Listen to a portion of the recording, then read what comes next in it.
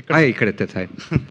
Sir అది సంగీతం గారు మొన్న చెన్నై ఈవెంట్లో మాట్లాడుతూ నన్ను తండ్రితో సమానంగా చూసుకున్నారు, చాలా ప్రేమగా చూసుకున్నారని చెప్పారు ఆయన.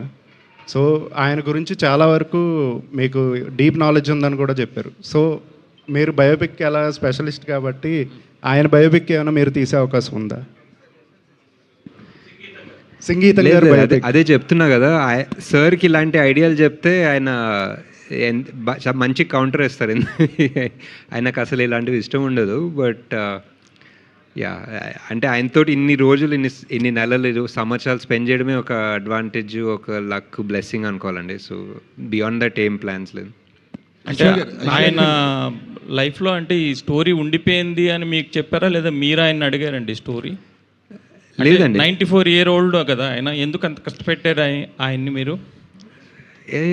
అంటే ఇప్పుడు 21 year old మీద కూడా ఖర్చు పెడతాం కదండి. ఆ సేమ్ క్వశ్చన్ అడగచ్చు కదా. ఇప్పుడు 18 year old వచ్చి ఎవరైనా సినిమా తీశారనుకోండి, ఒక మంచి సినిమా, ఒక మంచి కథ చెప్పారు, ఏంటి ఆయనకు 18 ఏళ్ళే కదా ఎందుకు పెడుతున్న డబ్బులు అని కూడా అడగచ్చు. స్టోరీ మీద పెడతాం ఎవరన్నా డబ్బులు, అండ్ స్టోరీ బాగుంటుంది, ఆ స్టోరీ బయటికి వెళ్తే ఒక పెద్ద హిట్ అవుతుందో, జనాల్ని ఇన్స్పైర్ చేస్తుందో. ఇప్పుడు 40 ఏళ్ళ ముందు ఆదిత్య 369 తీశారు, ఇప్పుడు మొన్న రిలీజ్ అయినప్పుడు కూడా మా కొడుకు వెళ్ళి చూసాడు సినిమా, అండ్ ఇన్స్పైర్ చేసింది. సో అలాంటి సినిమాలు తీయాలి కదండి బేసిక్లీ.